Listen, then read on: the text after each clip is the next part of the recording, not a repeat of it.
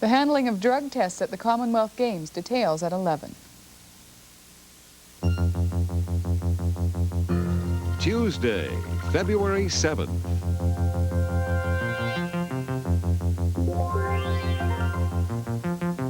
Tonight on The National, mass arrests in Vancouver. Scores of anti-abortion protesters are jailed. Defending his force, Toronto's police chief says his officers are not racist. And on The Journal, the fight against apartheid. Black states question Canada's commitment. Tonight from Zimbabwe, Joe Clark answers the critics.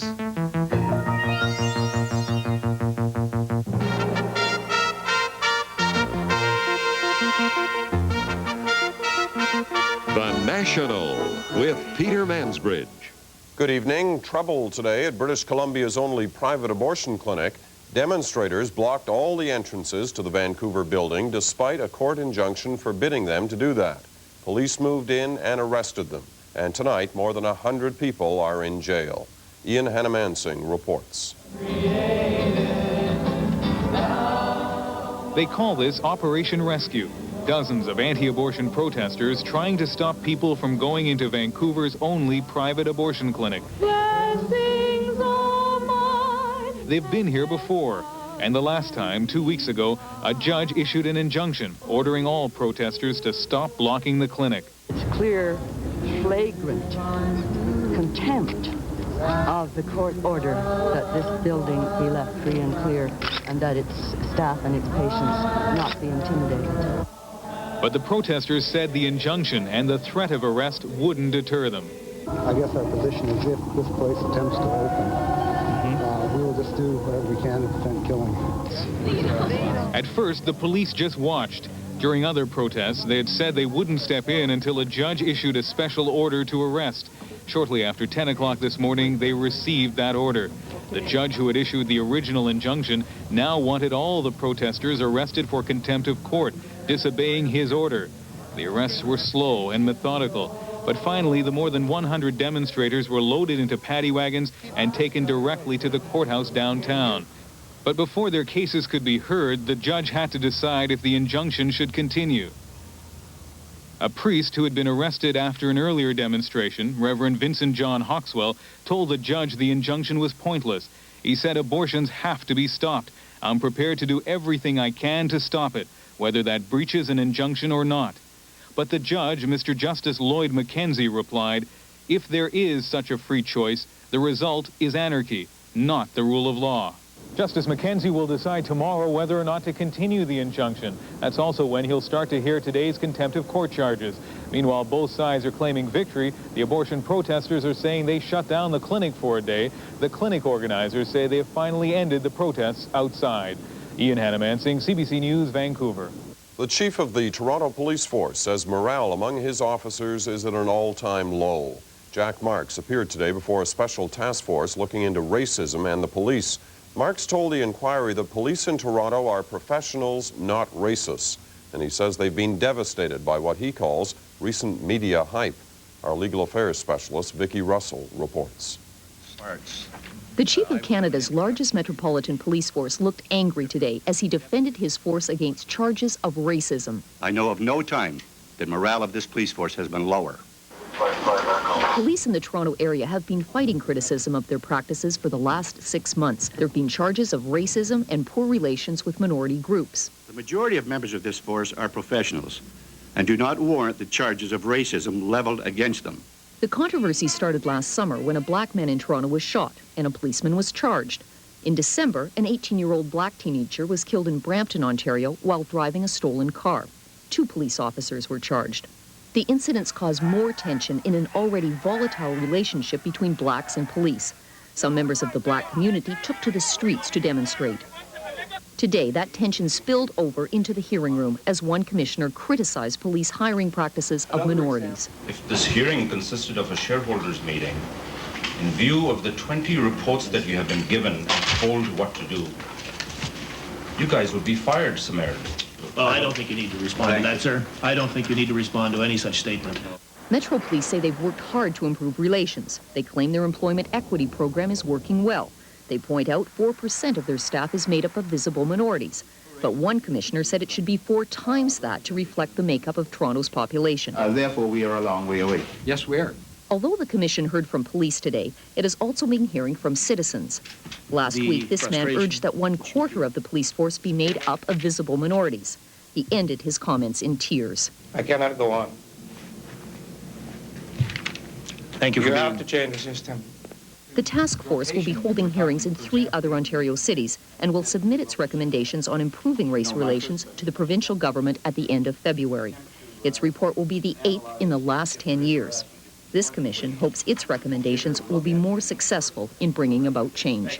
Vicki Russell, CBC News, Toronto.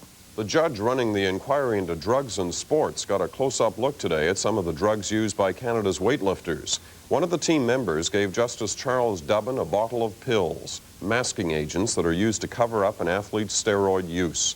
The same weightlifter was the man who came up with a urine swapping scheme just before last year's Seoul Olympics. Paul Workman reports. These you got, you still kept from your days in Czechoslovakia, I'm guessing. Yes. Was this 10 big white capsules, masking agents bought in Czechoslovakia, to be taken 3 hours before a drug test. Handed over by an Olympic weightlifter who used muscle-building steroids on and off for 5 years, and with pills like these, never once got caught. I need drugs to win medals because Canada wants to win medals. Denis Guérand, named as the mastermind behind a desperate scheme of urine swapping just before last year's Seoul Olympics. Today, the 26-year-old weightlifter gave some intimate details about the dirty side of sports. Using a catheter tube and syringe, Guérand and a teammate injected clean urine into the bladders of weightlifters David Balduc, Paramjit Gill, who had it done twice, and 84 Olympic silver medalist Jacques Demers, all facing a surprise drug test, all frantic to keep their steroid use hidden. The whole thing was performed in a room on the 2nd floor. The procedure was carried out in a Vancouver hotel room just days before the team was set to leave for Seoul. Guérand says the medical equipment came from somebody he met, somebody called Rob. I'll ask him, I said, go in any hospital, if you know doctors or something, and just please do your best, and, you know, if you don't, if you can't, well... Denis Guérand had some experience at all of this. He testified about doing it once before with another weightlifter back in 1984. And he told the drug inquiry it is not as delicate as it sounds. It's a pretty risky thing you're doing. No, it is not. It's not, huh? No. I think. Well, I practically fainted when I heard about it, but... I can understand your reluctance towards such a possible feeling, but... I thought you have to be pretty experienced to undertake, because if you miss... No, you cannot. You can't miss. I think, well... Canadians have heard some amazing testimony from the weightlifters, stories that give a devastating portrait of sports in the 80s. Rampant drug use, wild schemes to cover it up, and desperation to win. And there's still a lot more to come. The inquiry still has to hear from Ben Johnson, whose gold medal embarrassment was the reason this investigation was called in the first place. Paul Workman, CBC News, Montreal. An influence peddling case that's been going on since the early 80s ended today in a Halifax court. It was the verdict retired Liberal Senator Irvin Barrow had been waiting for, not guilty of conspiring to influence the former Nova Scotia Liberal government in return for contributions to the Liberal Party. Unless the Crown appeals, the case is finally over. Susan Ormiston reports. A jury convicted Barrow in 1983, but that was overturned, and today a different verdict. I feel elated. I feel vindicated, which I knew I would be. It all started in the late 1970s when Gerald Regan was premier. The RCMP exposed a system so-called toll gating. That is, liquor companies would pay up to 50 cents a case to the Liberal Party. In return, their brands would be sold in government liquor stores. It was the price of doing business. 3 people were charged: Irvin Barrow, the Liberal Party treasurer, J.G. Simpson on the left here, and Charles McFadden, Liberal fundraisers. Simpson pleaded guilty, McFadden was convicted, so was Barrow, but he appealed, and a new trial was ordered. Austin Cooper, Barrow's lawyer, said his client was an administrator, that he never directly offered influence. Well-known Liberals, Gerald Regan and Michael Kirby among them, testified to Barrow's honest character. The Crown said Barrow was so passionately devoted to the Liberal Party, he lost respect for right and wrong. But the jury was not convinced. I think the jury called it the way they saw it, and they called it right, and I'm delighted. Nova Scotia's Attorney General could call for an appeal, but given that Irvin Barrow has been in and out of court for almost a decade, that he's nearly 76 years old and retired from the Senate, most political observers here say that an appeal is unlikely. Susan Ormiston, CBC News, Halifax. Thomas Brigham has been found guilty of 3 counts of first-degree murder for the 1984 Labor Day bombing of Montreal's main railway station. 3 French tourists were killed. 47 others were injured in that attack.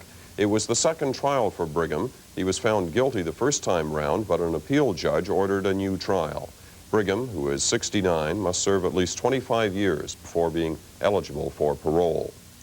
More than 2 months after the Liberals lost the federal election, they're still fighting free trade. A Liberal task force started public hearings today on the deal, but as Keith Bogue reports, it didn't always hear what it wanted to.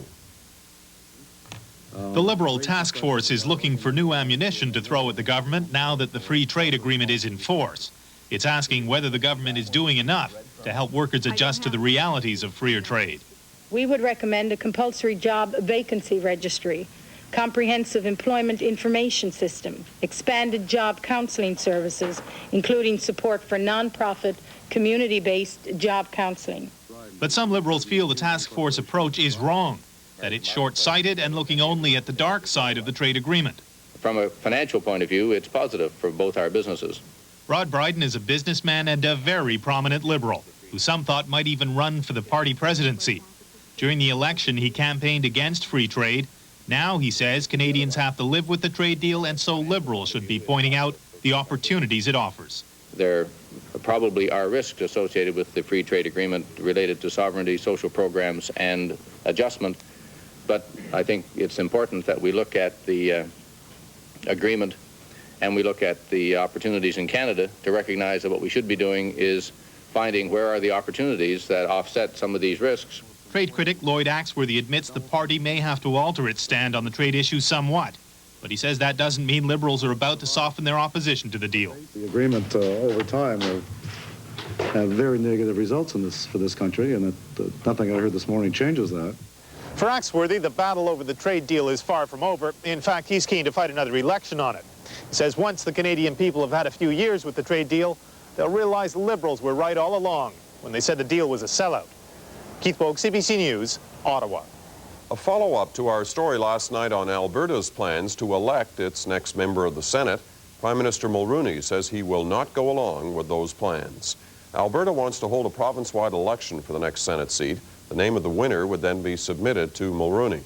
Under the Meech Lake Accord, the Prime Minister makes Senate appointments from a list sent by the provincial premier. But today, the Prime Minister said a list with only one name on it would be, in his words, incomplete and therefore unacceptable.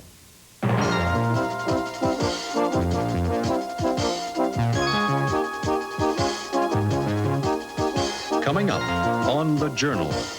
Canada's policy on apartheid. Despite tough talk about economic sanctions, Canadian trade with South Africa has increased. Tonight, from the Commonwealth meeting in Zimbabwe, an interview with External Affairs Minister Joe Clark. And 3 leading South African journalists discuss the pace of change in South Africa. All that coming up on The Journal. Some criticism of Canada today at the Commonwealth Foreign Ministers meeting in Zimbabwe. It came from the African National Congress, the main group fighting apartheid in South Africa. The ANC says Canada's increasing trade with South Africa makes nonsense of Ottawa's official stand against apartheid. The ANC wants Canada to tighten its trade laws. On another trade issue, the Foreign Minister of Zimbabwe denied today that he accused Canada of shipping arms to South Africa. He was quoted yesterday as saying Canadians are shipping arms and equipment to Pretoria through third countries. He now says he was talking about arms sales in general, and Canada is not being singled out. In Ottawa, Prime Minister Mulroney denied that Canada is selling arms to South Africa. He said if any companies are trying to get around the embargo, he'll put a stop to it. Heavily armed police are patrolling the streets of Jamaica tonight as the election campaign winds down. Voters go to the polls the day after tomorrow. They'll choose between Prime Minister Edward Seaga and opposition leader Michael Manley. There's been sporadic violence since the campaign began. 9 people have been killed. Last night, a gunman fired at Manley's motorcade. No one was hurt. Whoever wins, Jamaica's new government will face a tough job getting the country back to normal. 5 months ago, Hurricane Gilbert tore across the island, killing 14 people, destroying much of the economy. As Gillian Findlay reports, Jamaica is still recovering from the disaster. In Jamaica, some of the works of Hurricane Gilbert are worn like a badge. But already in parts of Kingston, you would never guess anything had happened. People are cleaning up and life goes on. Behind the trappings of everyday life, though, you can still see Gilbert's victims. In the ramps of the National Stadium, people who say they lost everything wait for someone to help. They've been waiting 5 months. The government, they say, promised them new homes, but that was in November. At night, 160 people live here. They say they've nowhere else to go. We can't go to the street. We have our kids to live for. We can put them underneath the tree. You understand? So we must have to stay here. What they had disappeared in the winds of last September. Hurricane Gilbert was all over in about 6 hours, but left damage of more than $2 billion. The outpouring of aid was immediate. Canadians alone sent an estimated 1,000 tons of food and clothing.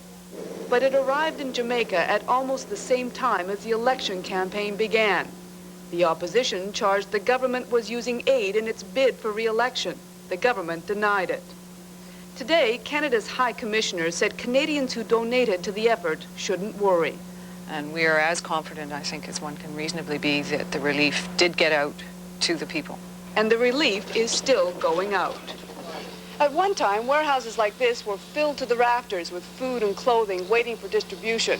Now the supply is tapering off. What's left here will be gone by the end of next month. And then relief workers say their work will become even harder as they throw all their resources into helping the poor rebuild. But the church group running this program says that will take money. Now the crisis is off. People who had been giving and donating stuff have backed off and kind of feel that, oh, they've had enough or it's okay now. So we're really not having the measure of resource that we need. If relief agencies can't find the money, these are the people who will continue to suffer. The government has given them some money to rebuild their homes, but it's not enough. These brothers got just over $1,000, 5,000 Jamaican. To finish that house, it's got about more $25,000 to finish.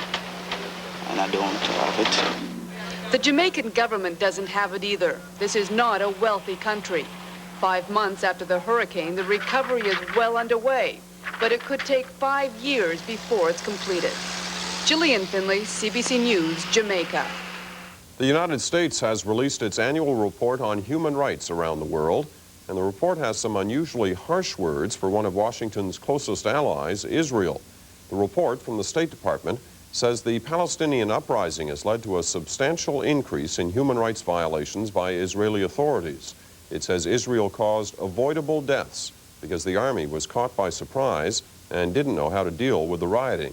Israel rejects the accusations. An Israeli spokesman said today the report is an exaggeration. He said Israel defends its security and any human rights violations were exceptions.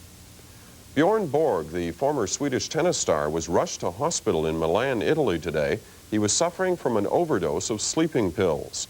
Shortly before the incident, a former friend of Borg's threatened on television to sue him for custody of their child.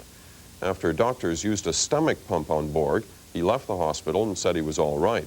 He retired from professional tennis 6 years ago and is estimated to have earned more than $100 million from the game.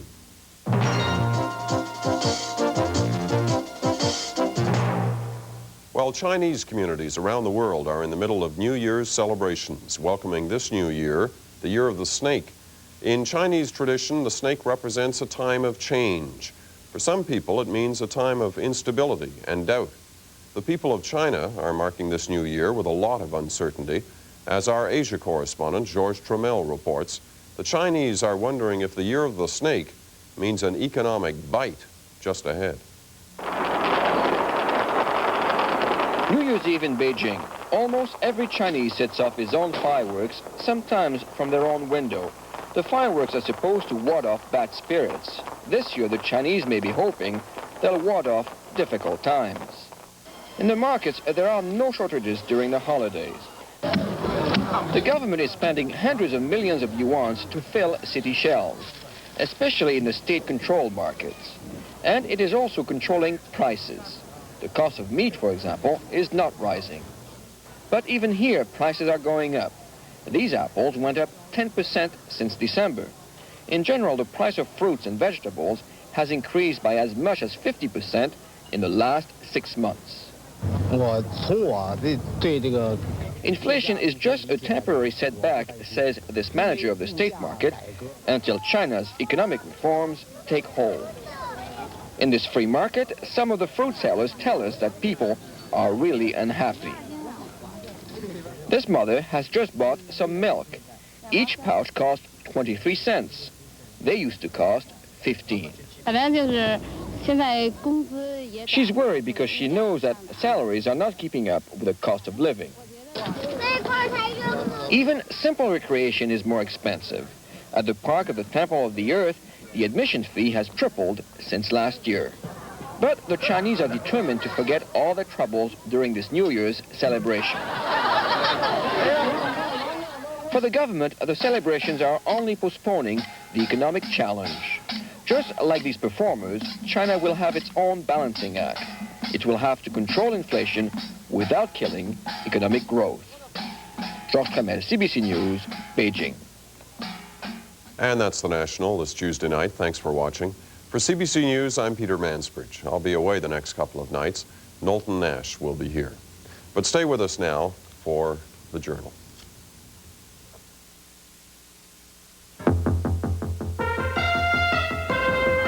Apartheid and South Africa, the pressure to change from within and without. Tonight, Joe Clark defends Canada's sanction strategy. Stephen Lewis says we're losing our will, and 3 South Africans on the change in their political climate.